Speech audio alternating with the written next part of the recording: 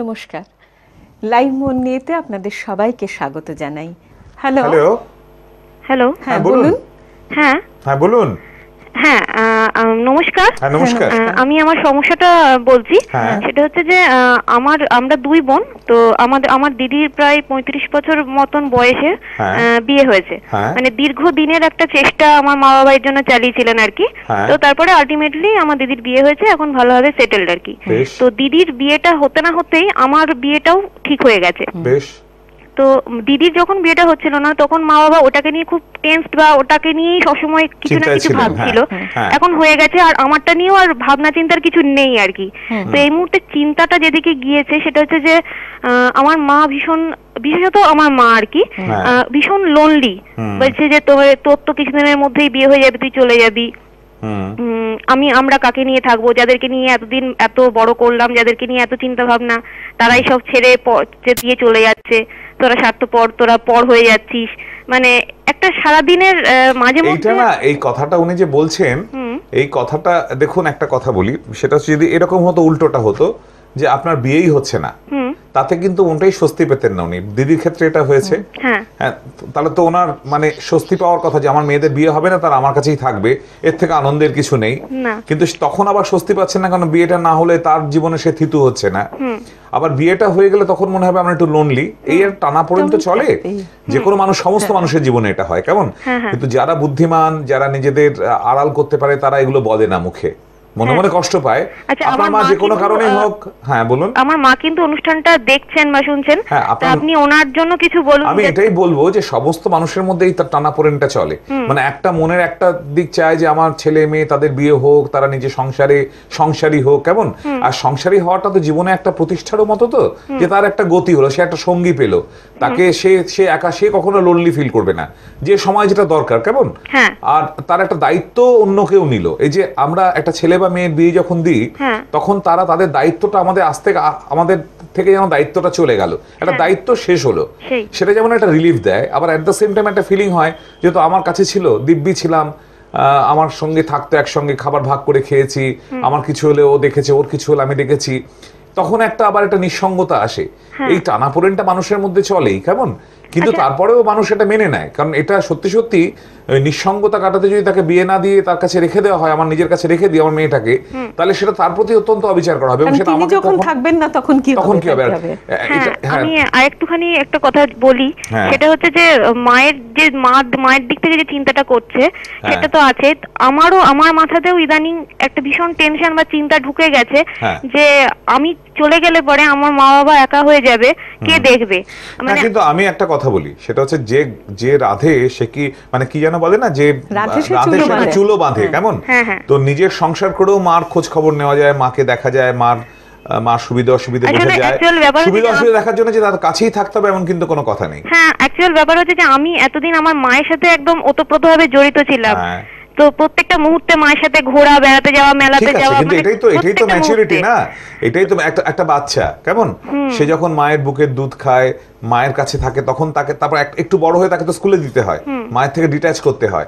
সেটা না করলে সেও তো স্বাবলম্বী হয় না, কেমন? তো এটাও তো খুব স্বাভাবিক যে মাকে ছেড়ে গেলে কষ্ট হবে, কিন্তু তখন আবার নতুন একটা জীবন। আমি বলছি সবগুলো মিলিয়েই কিন্তু, ভালো লাগা খারাপ লাগা সব মিলিয়েই তো আমাদের জীবন। এরকম যদি আপনাকে বলে দেওয়া হয় যে আপনারা কোনোদিন বিয়ে হবে না, মার সঙ্গে সারাদিন লেপটে থাকুন, তখন মার সঙ্গে খুব ঝগড়া হচ্ছে খালি দিন রাত, সেটাও কিন্তু কাম্য নয়, কেমন? যেটা স্বাভাবিক সেটা হচ্ছে যে আপনার বিয়ে হবে, আপনার একটা নতুন জীবন হবে, নতুন সঙ্গী হবে, তার সঙ্গে আপনি মাথায় রাখবেন যে তার সঙ্গে আপনি আপনার মারও খবর নেবেন, মাকেও দেখাশোনা করবেন, সেটাই স্বাভাবিক। দুটো দিকই ব্যালেন্সড হবে তাতে, ঠিক আছে? আচ্ছা, আরেকটা ছোট জিনিস আমি একটু জিজ্ঞেস করতে পারি? খুব ছোট করে বলছি, সেটা হচ্ছে যে আমার যে বাড়িতে বিয়ে ঠিক হয়েছে, সেখানে মানে আমার যিনি ননদ হবেন আর কি, আমার থেকে ছোট, সেই মেয়েটি আমার সাথে একবারেই মানে কথা পর্যন্ত বলতে চায় না, অনমনীয় স্বভাব আর কি। তো আমি যেদিনকে ওদের বাড়িতে গিয়েছিলাম, কত বয়স তার? ধরুন এই 24 মতন হবে। হ্যাঁ। আমার আমার 27 মতন বয়স হবে।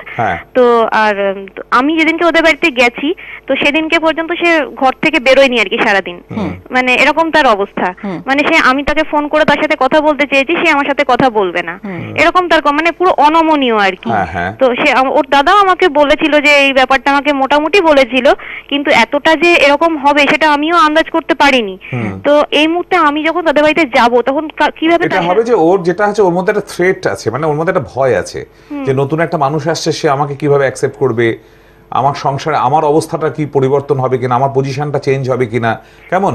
বা সে, আমি শুনেছি যে ও আর কি অনেকের সাথে যাদেরকে ওর খুব একটা পছন্দ হয় না তাদের সাথে ও এরকমই আচরণ করে। না আমি সেখানে বলছি, একটু আমি শুনুন, আমার কথাগুলো শুনুন। সেটা হচ্ছে যে আপনার এতে আতঙ্কিত হওয়ার কোনো কারণ নেই, কেমন। আপনি বাড়িতে গিয়ে ওকে মানিয়ে নেওয়ার চেষ্টা করবেন, যদি দেখেন যে মানাতে পাচ্ছেন না তখন সেটা নিয়েও খুব হাউতাশ করার দরকার নেই, তখন একটু ডিস্টেন্সে রাখবেন, ভালো সম্পর্ক রাখা যায়, ঝগড়াঝাটি না করে সেটা করবেন, কেমন। আপনার দিক থেকে চেষ্টা করে, না হলে আমার মনে হয় ওর না অনেকগুলো চিন্তা, আমার মনে হয় মাকে ছেড়ে যাবে, ওখানে একটা ননদ আছে, আমার ধারণা দ্বিতীয় কারণটাই বেশি ভয়ের ওনার কাছে। আমাদের একটা ফোন আছে। হ্যালো। হ্যালো, নমস্কার ডাক্তারবাবু। নমস্কার দিদি, আমি দমদম থেকে বলছি। গতদিনের লাইভ মন নিয়ে এটা দেখে আমার ডাক্তারবাবু, আপনার একটা কথা যে ভালো সম্পর্ক জন্য একটা দিনও যদি সেই ভালো সম্পর্কটা পাওয়া যায় তার জন্য চেষ্টা করা উচিত জীবনের শেষ দিন পর্যন্ত। হ্যাঁ, জীবনের শেষ। এই কথাটা আমাকে ভীষণ ভাবে নাড়া দেয় এবং আমি ভীষণ উপকৃত হয়েছি। আমরা তো খালি আপনাকে সমস্যার কথা বলি, কিন্তু এত উপকৃত হয়েছে এই কথাটায় যে আমি তার জন্য, আমি না হঠাৎ করে এরকম কথা বলে ফেলি, সেগুলো কখনো কখনো খেটে যায়। আর একটা কথা যেটা হলো, আমার মানে 35 বছর বয়স, আমি 2 সন্তানের মা, আমার 14-15 বছরের বিবাহিত জীবন।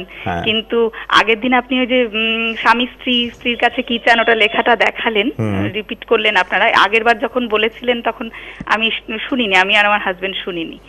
তো এই জিনিসটা রিপিট করার পর আমার দাম্পত্য জীবনে অসম্ভব একটা আনন্দের ছোঁয়া এসছে এবং বলতে লজ্জা নেই যে সারা দিনের মধ্যে একবার আমার হাজবেন্ড আমাকে সত্যিই স্মরণ করিয়ে দিচ্ছেন যে তিনি আমাকে ভালোবাসেন। এবং আপনার খুব ভালো লাগছে তো? হ্যাঁ, আপনিও নিশ্চয়ই স্মরণ করিয়ে দিচ্ছেন। হ্যাঁ, নিশ্চয়ই। আর আমি একা নই, আমার ভাসুর এবং যা, তারা আমার চেয়ে আরো বয়স্ক, তারা বলতে লজ্জা পাচ্ছেন আর কি, আমি তাদের হয়ে বললাম। আপনি জানেন তো, একটা কথা বলি, সেটাও আপনার কাজে লাগতে পারে। সেটা হচ্ছে ভালোবাসাটার না সব বয়সে তার রং পাল্টায়, কেমন। মানে ধরুন মানুষ দুটো একই আছেন, তো যখন 20 বছর আর 22 বছর বয়স ছিল তখন যেমন, তারপরে প্রত্যেকটা বয়সের না একটা মাধুর্য আছে, একটা দেখবেন এটা, এবং সেটা না কখনো শেষ হয় না। মানে দুজন মানুষকে জানাটা কিন্তু জীবনের শেষ দিন পর্যন্ত শেষ হয় না। আর দেখবেন একটু যদি চোখটুকগুলো ঠিক করে নেওয়া যায়, অ্যাঙ্গেলগুলো চেঞ্জ করে নেওয়া যায়, তাহলে দেখবেন সবসময় মানুষটাকে নতুন নতুন মনে হবে। তো সেটা দেখবেন ভালোবাসাটাকে কখনো নষ্ট হতে দেবে না। আপনাকে ধন্যবাদ, আপনি ফোন করলেন, আমাদের এই কথাটা বললেন, আমার ভালো লাগছে যে আমার কথা কারো কাজে আসছে। নমস্কার। আমাদের আরেকটা ফোন আছে। হ্যালো। হ্যাঁ, হ্যালো। হ্যাঁ, বলুন। হ্যাঁ, বলছি যে আমার বয়স 36, বুঝতে পেরেছেন? হ্যাঁ। আমার মিসেস এবং চাকরি করে, আমিও চাকরি করি, দুজনেই।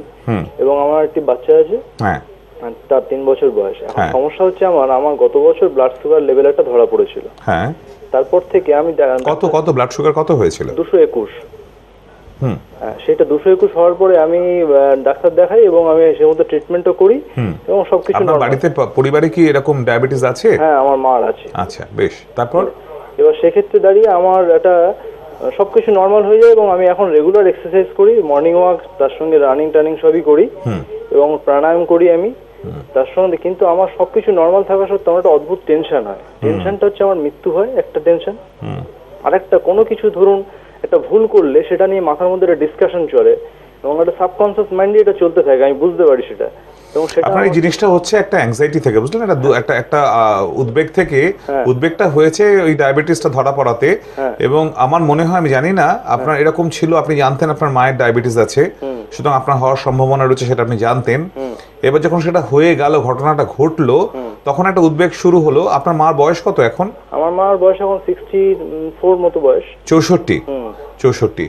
তো উনি তো এখনো মারা যাননি না, কেমন, এবং নিশ্চয়ই আরো কিছুদিন, অনেকদিন বাঁচবেন। সুতরাং আপনার 36 বছর বয়সে মৃত্যু ভয়ের কোনো কারণ নেই, কারণ ডায়াবেটিসে ঝট করে কেউ মারা যায় না।